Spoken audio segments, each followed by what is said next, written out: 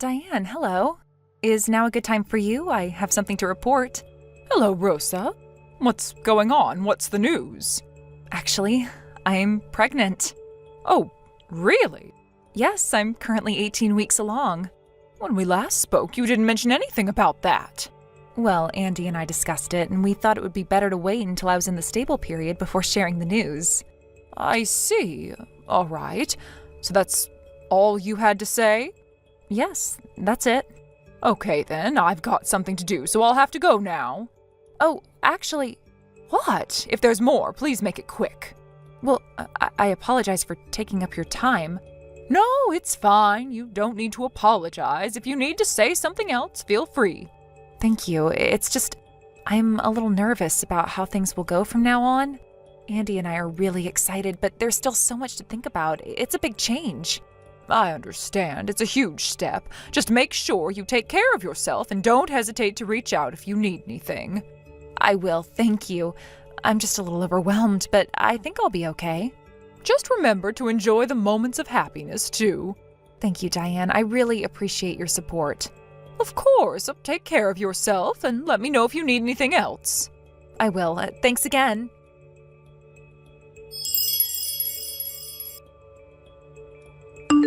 Andy, I told your mom about the pregnancy. Oh, really? What did she say? Well, that's the thing. What do you mean? What happened? How should I say it? It was more like her reaction was a bit flat, you know? The message didn't seem to convey much excitement or joy. It didn't really seem like she was happy about it. Really? Well, as you know, your mom has always been a bit distant with me, so I kind of expected that. But even accounting for that, her response didn't seem particularly joyful. There wasn't a single word that really conveyed excitement or happiness. Maybe I'm just overthinking it. I see. You know, for Dad and Mom, this is their first grandchild, and they seem to be looking forward to the birth of the baby, so I thought they'd be over the moon about it. I really thought they'd be thrilled. If I'd known it would turn out like this, I should have told them myself. I'm sorry, I should have handled it better. Hey, it's not your fault. Don't apologize. We've only talked through a message so far, and maybe it's just my perception of it. It could be nothing. Still, I'll reach out to Mom myself to check in. You just focus on taking care of yourself and the baby. Thanks, Andy. I really appreciate that. No problem. You're the one carrying the baby, so your health is the most important thing right now. I'll handle this side of things. Just take care of yourself and the little one. I will. Thank you.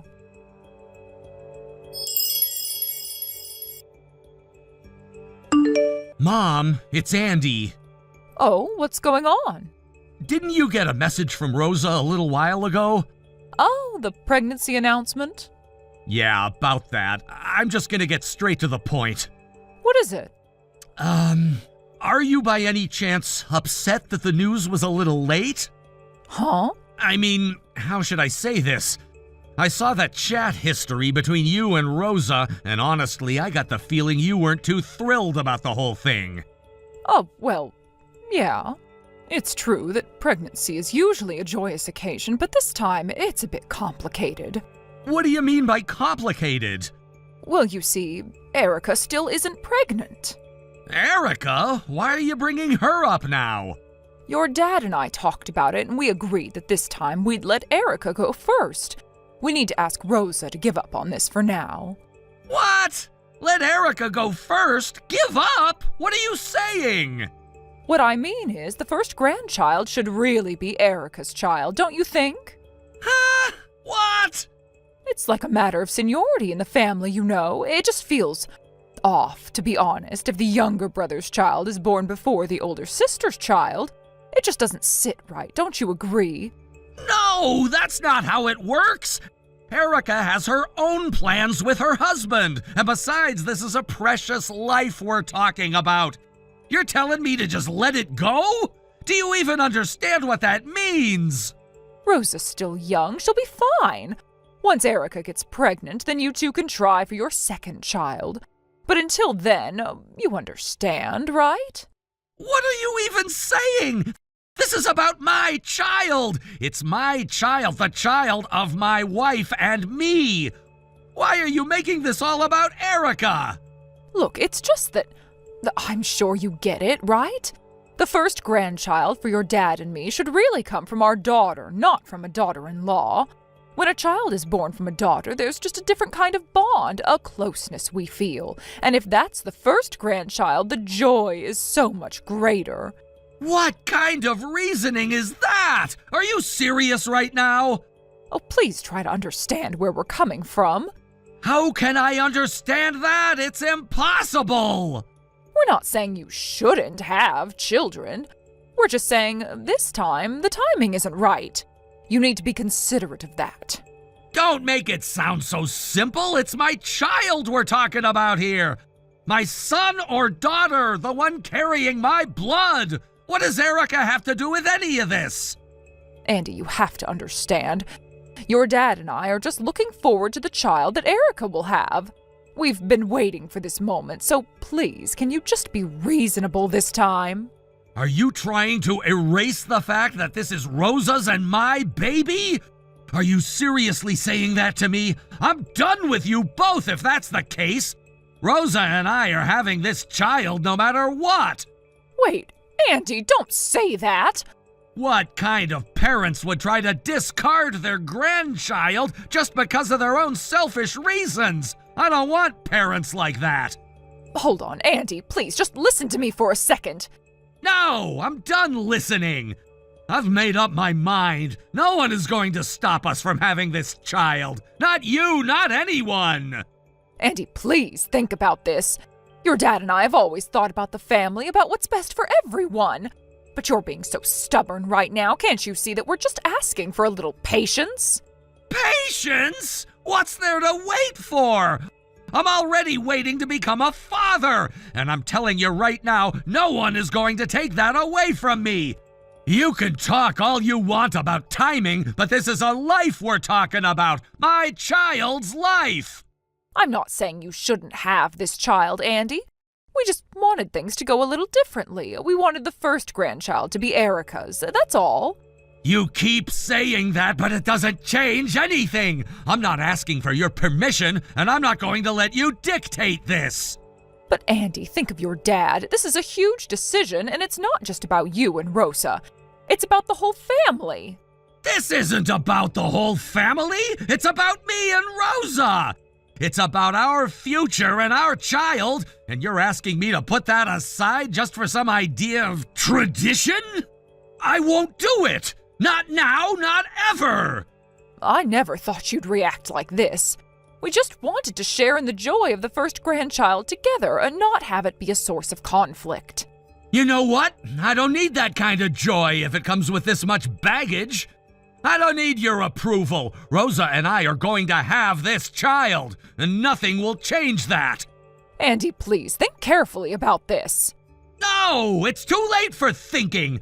I'm making this decision for my family, for the future. And if that means cutting ties with you, then that's what I'll do. Don't say things like that. Oh, please, just wait a minute.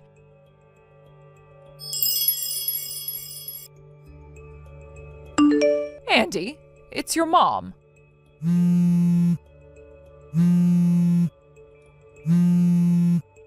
The other day I went to visit the apartment where you and Rosa used to live. I asked the neighbors and they told me you moved out 2 or 3 years ago. So where are you living now? Oh, there's something important I need to talk to you about. Please respond.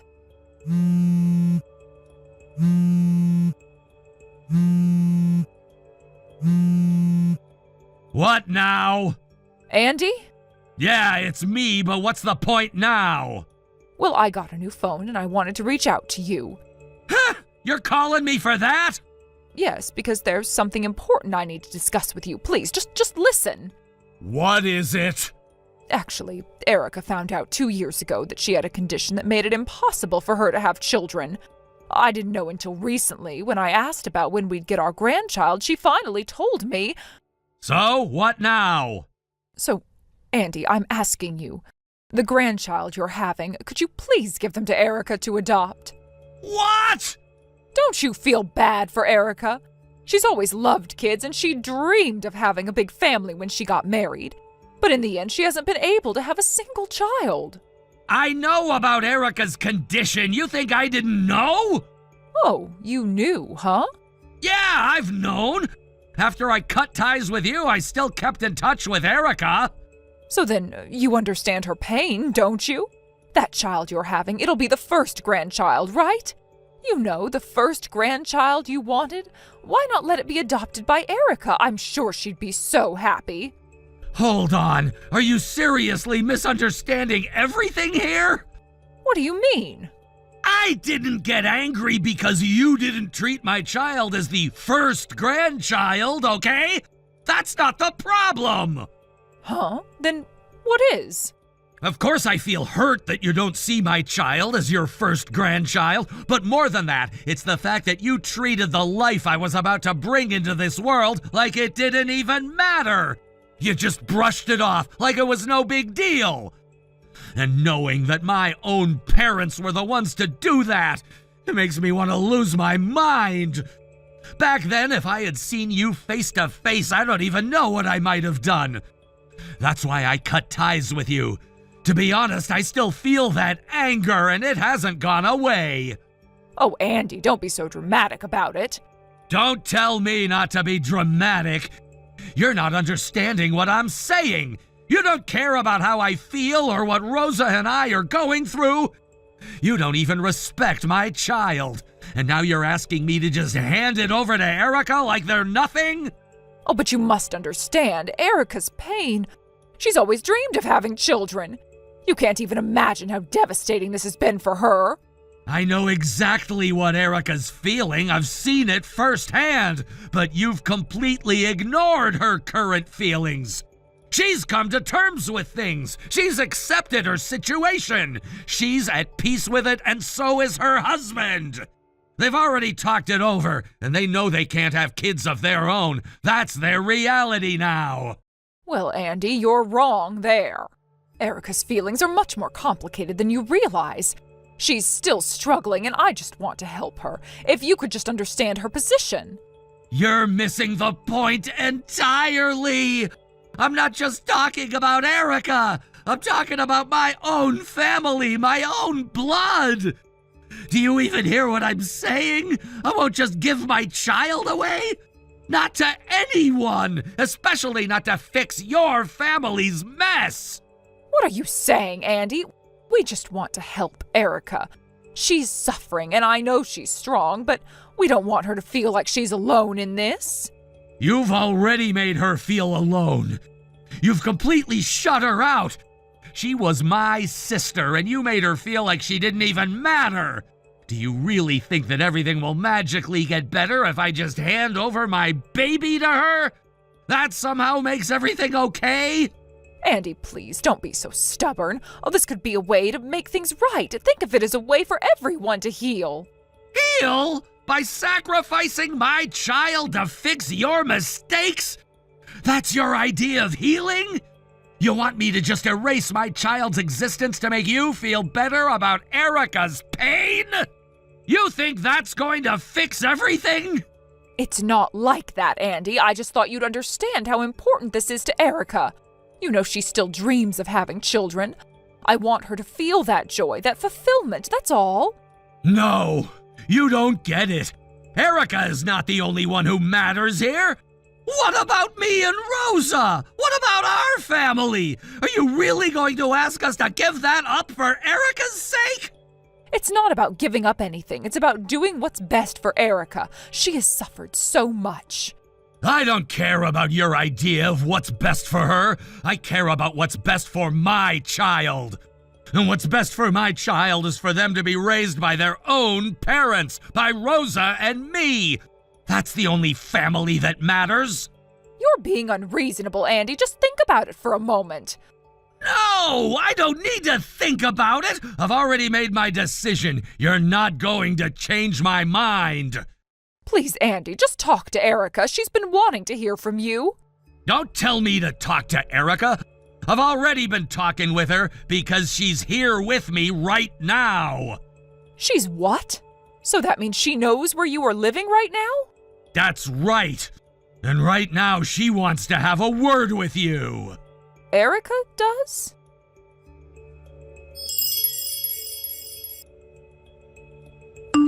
Mom? Erica! If you knew about Andy's new address, you should have told me. That's not what we're talking about right now. I've been wondering why Andy hasn't come back to the family home, and I started to think it might have something to do with Rosa and you not getting along. In some ways, I was right, but now I finally understand why Andy didn't want to talk about it when I asked. You'd understand, right? After all, it makes sense that the first grandchild should come from the eldest child. Having a grandchild from your own daughter is just so much more meaningful. But Andy, well, he's a man, so he just doesn't get it. Don't assume anything. You can't seriously be telling me you were upset because Rosa got pregnant first. And to make matters worse, you're saying something as horrible as give up on a life as precious as this? Not only that, now you're suggesting giving the child up for adoption, tearing apart a parent and child for the sake of your own beliefs about what's right. Well, I only suggested that because I was thinking about you. What? What do you mean, thinking about me?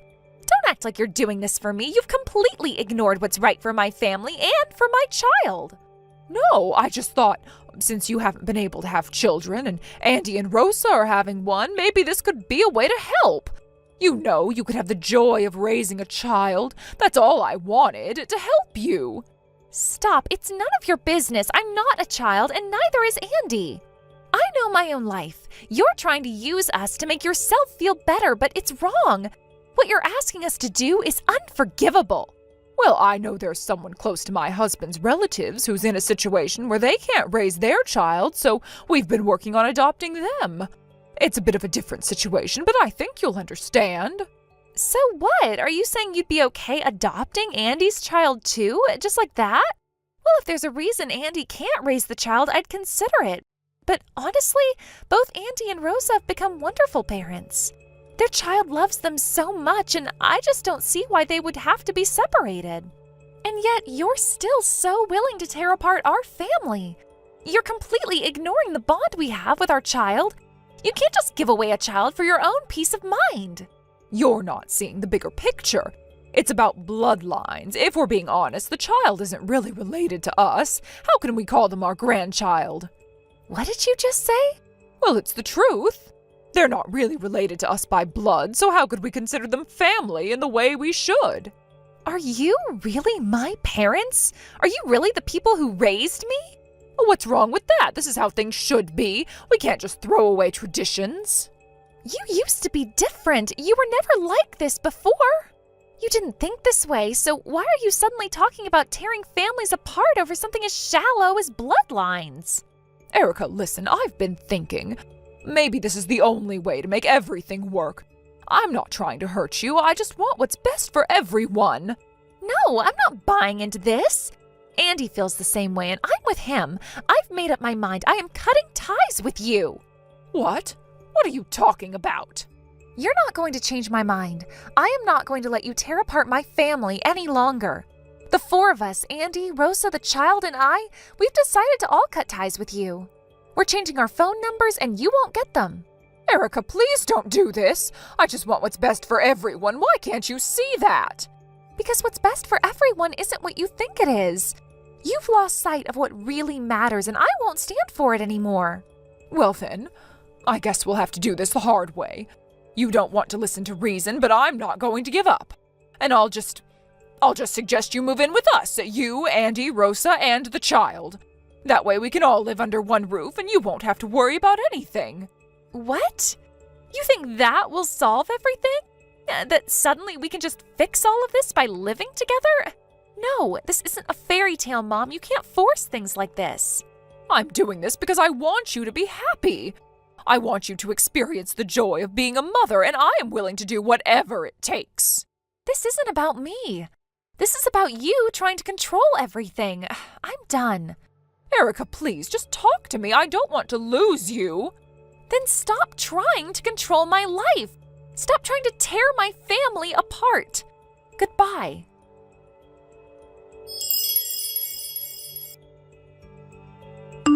After that message, Andy, Erica, my brother-in-law, and we all just cried.